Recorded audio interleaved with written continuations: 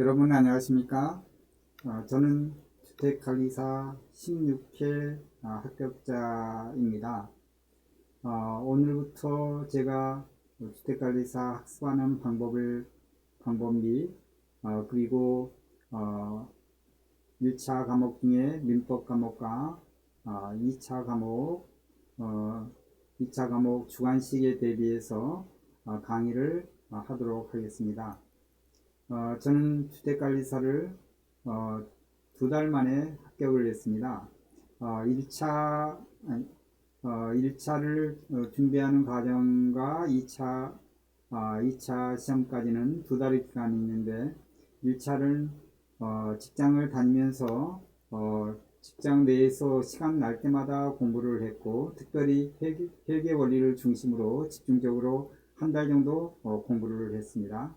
그리고 2차는 주관식에 대비하고, 그리고 2개의 과목이 법학에 관련되는 과목이기 때문에 저는 거기에 대해서 법 과목의 그 조문을 활용을 해서 여러 학습 방법을 저한테 맞는 학습 방법을 동원해서 최대한 빠른 기간에 합격하고자 했고, 그렇게 노력했고 합격을 했습니다. 이 강의를 들으신 분은 시간 투자도 물론 중요하지만 공부하는 학습 방법이 굉장히 중요하기 때문에 저의 방법을 따라 하게 되면 여러분께서 원하는 그 합격 기간, 그 목표가 1년이다 그러면 6개월 정도 단축할 수가 있고, 6개월이면 3개월 만에 합격할 수 있다고 봅니다. 저는 주택관리사를 2달 만에 합격했지만 직업상담사도 거의 2달 만에 합격을 했습니다. 직업상담사도 1차는 객관식 문제고, 2차는 주택관리사는 제가 볼 때는 11문제였지만 지금은 16문제가 주관식이죠. 그렇지만 직업상담사는 1차 과목은 객관식이지만 2차는 거의 18문제 정도가 약간 서술형과 논술형의 그런 형태로 주관식 문제였는데, 주택관리사의 주관식보다는 훨씬 장문의 문장을 약간 서술식 그리고 논술식으로 써야 되기 때문에 상당히 좀 어려움이 있었습니다. 그렇지만 공부하는 그 학습 방법을 제가 최대한 저희 나름대로의 공부 방법을 개발을 해서 그렇게 적용을 해서 둘 다 합격을 했고요. 공인중개사는 2주 만에 합격을 했습니다. 1차, 2차 동차를 같은 날에 시험을 보는데 저는 법을 전공했기 때문에 법학에 관련되는 것, 민법, 공법, 그의 여러 가지 그 법학에 관련되는 부분들은 가볍게 제가 터치를 했고, 그의 다른 과목, 특히 부동산 학계로 계산 문제 이런 부분들을 집중적으로 공부해서 아마 최초로 2주에 합격을 했다고 봅니다. 제가 이렇게 빠른 기간 안에 이 세 개의 국내 유명한 자격증을 3개를 빠른 기간 안에 이렇게 합격할 수 있었던 것은 저의 공부 방법, 훈법을 적용을 했기 때문입니다. 여러분도 그 방법을 적용을 하게 되면 좋은 결과가 있을 거로 생각합니다. 자, 그 방법을 간단히 말씀드리면, 첫 번째 1단계는 아이 스캔하라.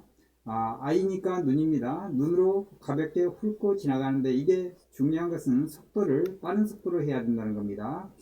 기본서가 있죠. 주택관리사 기본서에 제목, 목차, 소제목이 나오는데 이런 부분을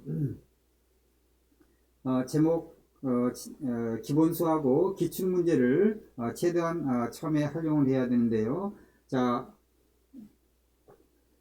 기본서 제목과 목차, 소제목, 그리고 기출문제는 질문 문항과 그 내용을 봐야 되는데 최소 한 10년 정도의 기출문제를 확보해서 그 기출문제의 질문이 뭔지, 이걸 키워드로 잡아야 될지 그걸 계속 보고, 그 내용도 스캔해 가면서 가볍게 어떤 식의 출제 경향인지 이걸 계속 스캔하면서 한 3시간 정도 훈련을 해야 됩니다. 그 다음에 빠른 속도로 스캔을 하는 훈련이 필요한데요. 처음에는 특별히 어떤 생각을 하지 말고 1시간 정도는 무감각하게 그렇게 쭉쭉 가볍게 아이 스캔을 하는 훈련이 필요합니다.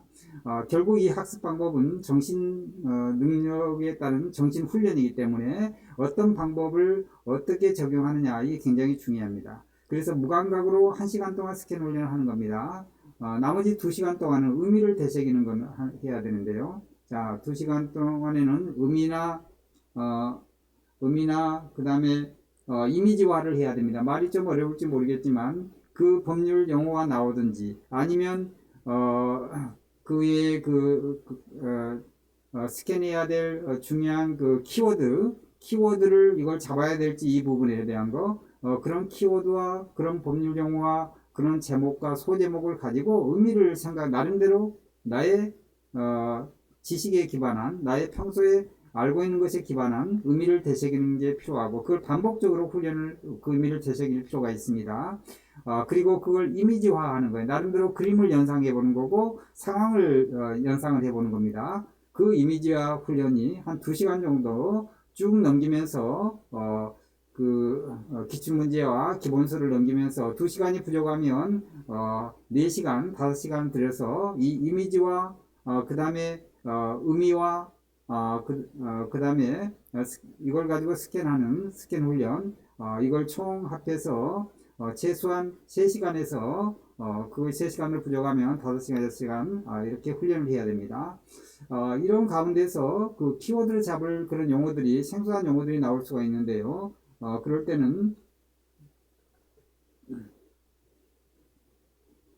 생소한 용어는 노트에 가볍게 낙서를 해보는 겁니다. 낙서를 해보고 거기에 명사형이나 법률 용어가 나오면 이걸 눈여겨보고 스캔하고 이미지화 해보고 그 다음에 의미화 해본다는 겁니다. 단순 그림을 이미지할 때는 단순 그림을 떠오르는 훈련, 떠오르게 하는 그런 연습이 필요합니다. 그래서 이미지를 잡는 게 필요합니다. 두 번째는 키워드 선별 작업해라.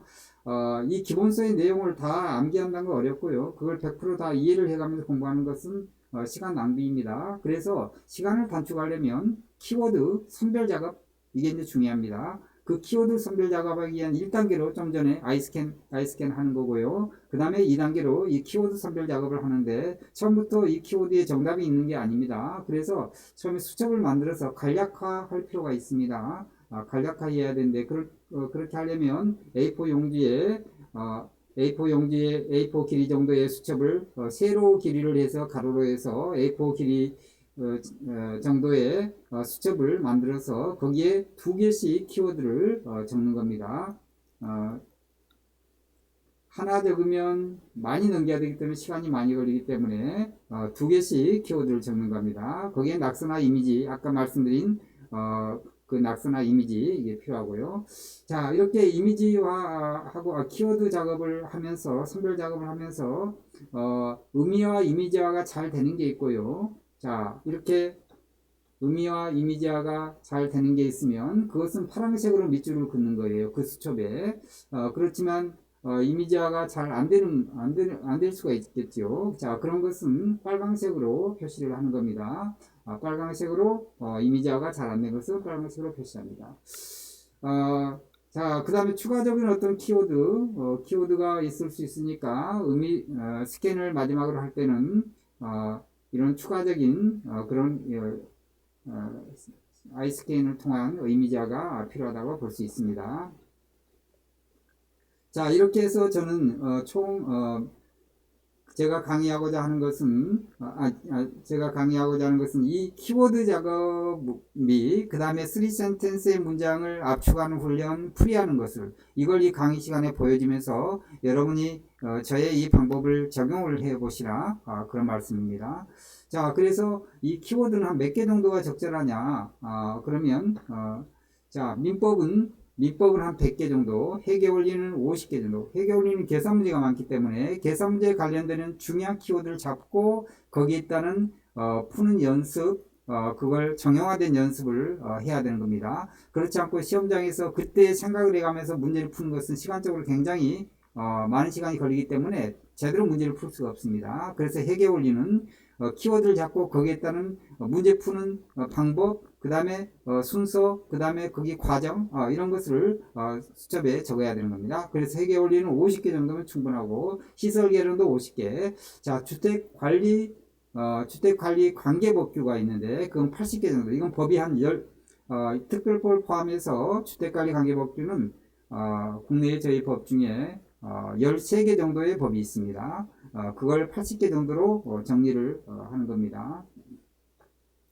그 다음에 공동주택 관리 실무, 여기도 법에 관련된 게 9개 정도의 법입니다. 법이 있습니다. 자, 이것도 70개 정도 정리하는 겁니다. 사실 어떻게 보면 2차 시험이 1차 시험보다 더 쉬운 문제라고 할 수 있습니다. 주관식이라고 어려운 게 아니고 이 법조문에 가로놓기인데요. 이 법조문을 확실하게 안다고 그러면 그렇게 어려운 건 아닙니다. 오히려 민법이나 회계원리 같은 경우에는 응용을 해야 되는 그런 부분이 있는데요. 그리고 개념을 정리해야 되고 추상적인 이 부분을 구체화하고 논리적으로 해야 된다. 이게 이제 민법 과목이고요. 회계원리는 이 계산하는데 이런 과정과 풀이 방법, 이런 과정을 정확하게 알아야 되기 때문에 어렵습니다. 시설계로는 우리가 상식적인 선에서 일반 건축에 관련된 이런 부분들, 뭐 시설에 관련되는 거, 그 외에 뭐 여러 가지 부분들을 우리가 주변에 많이 볼 수 있는 거기 때문에 좀 더 친숙하다고 볼 수 있습니다. 그래서 시설계로는 가볍게 공부를 할 수가 있습니다. 주목해야 될 건 회계원리의 계산 문제, 그 다음 민법을 어떻게 하면 논리적으로 핵심을 잡아서 공부하느냐, 주택관리 관계법규, 공동주택관리 실무는 거의 법조문인데 거기에 가로넣기인데 이 주관식에 크게 걱정할 필요 없고요. 그 법조문을 어떻게 하면 효율적으로 압축을 하느냐. 저의 방법은 압축, 그리고 다시 이것을 압축을 한 것을 다시 풀어내는 겁니다. 풀이하는 겁니다. 그래서 이 압축과 풀이를 이걸 반복을 하는 이 훈련을 하게 되면 좋은 결과가 있을 거로 생각합니다. 세 번째는 3단계는 코어 문장 편집해라. 자, 문장을 키워드 단어나 또는 명사형이나 이런 법률 용어를 잡았으면 거기에 3개 정도로 압축을 해서 문장을 만드는 겁니다. 그걸 수첩에 기록을 해야 되는데요. 자, 여기 보시면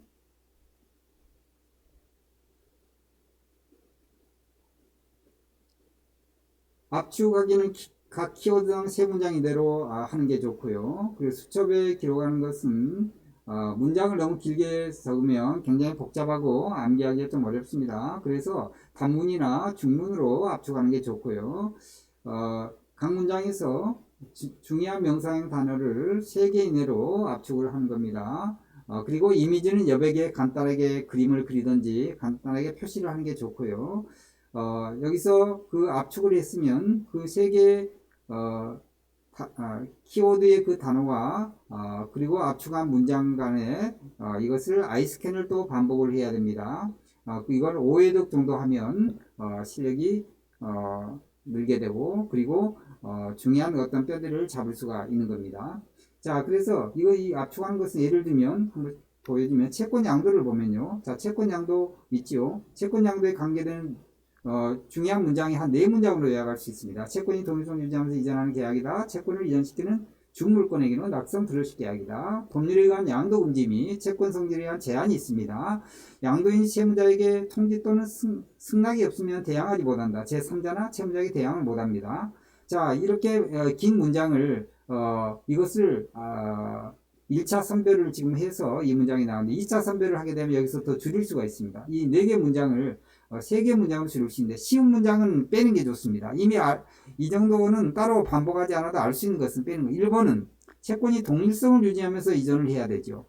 A와 B 사이에 예를 들면 채권 A와 B 사이에 A가 구채권자고 B가 신채권자입니다. C는 채무자입니다. A와 B 사이에 서로 이 채권 양도에 대한 계약이 있어야 됩니다. 그리고 이걸 통지 또는 승낙을 받아야 된다는 겁니다. 통지만도 하는 게 있고 또 승낙까지 받아야 되는 게 있습니다. 자, 이런 관계가 이렇게 되는데요. 그래서 이 채권 양도는 이 4가지가 있는데 이걸 줄여서 1번을 뺄 수 있어요. 쉬우니까. 그럼 2번은 채권을 이전시킨 중물권에게는 낙성 불허식 계약이다. 법률에 의해서 규정에 의해서 양도 금지하는 게 있습니다. 그리고 채권 성질에 의한 어떤 제한이 있습니다. 사용 차주의 채권 같은 경우는 어떤 제한을 하게 됩니다. 그 다음에 그 보상 청구권 같은 거 양도 금지가 되는 것도 있습니다. 그 외에 이제 아까 말씀 채무자에게 통지나 승낙 없으면 대항하지 못한다. 자, 이걸 이제 3개 문장으로 요약을 했습니다. 그러면 3개 문장의 중요한 부분들을 다시 여기서 추려서 중요한 핵심 단어, 한 단어 또는 한 명사형 이걸로 다시 축약할 필요가 있습니다.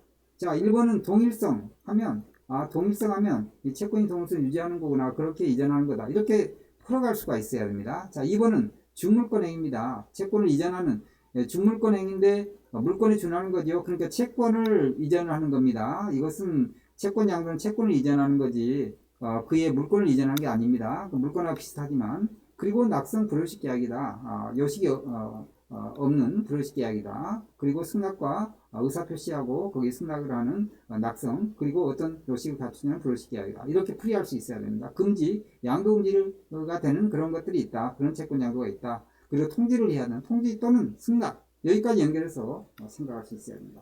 이런 어떤 훈련이 굉장히 중요합니다. 앞으로 모든 시험 자격증을 여러분이 하나만 딸 수도 있지만 두 개, 세 개 따는 데 있어서는 시간을 많은 시간이 있다 할지라도 이렇게 줄여서 공부하면 나머지 시간은 여유 있게 복습할 수 있는 겁니다. 자, 이런 방법으로 하는 거고요. 키워드 문장을 이제 키워드를 만들어서 거기에 따른 문장 3센텐스 문장을 만들었죠. 그러면 이제 매칭해서 몰입하는 정독 훈련이 필요합니다. 수첩에 있는 거 문장만 그냥 써놓기만 하고 넘어가면 안 됩니다. 그것만 계속 아이스키만 하면 안 돼요.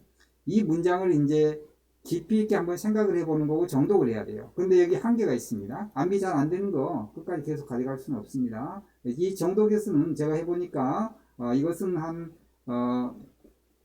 과목별 5회 정도로 정독하면 좋습니다. 5회가 좀 힘들면 3회 정도로 줄여서 할 수 있습니다. 정독은 5회 정도는 꼭 해야, 3회에서 5회 정도는 한 번은 해봐야 된다. 그 다음엔 정독할 필요 없습니다. 처음에 의미화를 확실하게 하기 위해서 정독을 하는 겁니다. 자, 그 다음에 이 정독하면서 이해 안 간 것은 당연히 별표하고 넘어가야 되겠죠. 이해 안 가는 거 끝까지 계속 잡으면 시간 많이 걸립니다. 시간을 줄여야 됩니다. 그 다음에 키워드하고 아까 말씀드린 압축 3개의 단어 압축 3개의 단어로 압축할 수 있다고 그랬죠. 이것도 계속 아이스캔 하면서 키워드 압축 단어 매칭해서 오해 스피드 있게 반복하는 게 필요합니다. 자, 그 다음에 이제 마지막 5단계는 기출문제를 맨 마지막에 푸는 거예요. 처음부터 기출문제, 맨 처음에 아이스캔 할 때 기출문제를 보는 거고요. 그 다음에 진짜 풀어야 될 건 5단계에서 푸는 겁니다. 자, 수업을 옆에 두고 스피드 있게 아이스캔 풀이 훈련을 해야 되는 겁니다. 오답, 문제 풀면서, 기출문제 풀면서 막히는 것은, 오답, 노트나 오답 문제 만들어서 거기에 간단하게 표시를 하는 겁니다. 그렇게 틀린 부분을 다시 반복을 하는 훈련이 필요한 겁니다. 이런 5단계 과정을 거쳐서 여러분은 실력이 향상되고 여러분이 지금 나름대로의 방법으로 하는 것보다는 최소 절반은 단축할 수 있다. 6개월이면 3개월, 1년이면 6개월, 2년이면 1년. 이렇게 개인의 역량과 개인의 투여할 수 있는 시간에 따라서 다 다른데 시간을 많이 낼 수 없는 직장인들 자, 이 방법을 적용하시라. 자, 이 방법이 해보시고 이게 맞다 그러면 구독과 좋아요를 부탁합니다. 키워드 선별은 어렵진 않으나 3S 선별이 좀 어렵습니다. 나름대로 사고작용 정신훈련을 해야 됩니다. 그러나 저희 강의를 들으면 합격이 더 수월할 것입니다.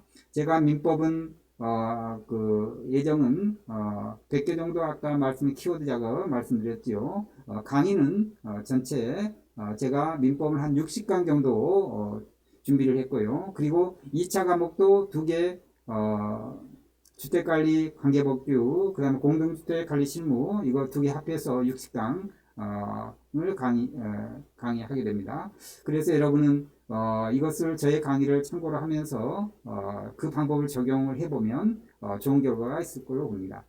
여러분이 구독과 좋아요 해주시면 제가 계속 강의를 준비가 다 강의하는 다 준비가 되는데 강의 올리는 것은 제가 시간 내서 따로따로 계속 해야 되기 때문에 여러분이 구독과 좋아요 부탁합니다. 그러면 제가 힘을 내서 이 강의를 빨리 올릴 수 있도록 하고 될 수 있으면 2차 과목을 지금 준비해서 9월달에 시험을 보기 때문에 2차 2021년 9월에 시험에 대비한 2차를 집중적으로 강의안을 올리도록 하겠습니다. 민법은 이미 1차 시험 끝났으니까 7월달에 아마 7월달에 1차 끝났을 거예요. 그럼 2차 시험에 대비해서 그렇게 할 수 있도록 올리겠습니다. 여러분의 구독과 좋아요 다시 한번 부탁합니다. 네, 감사합니다.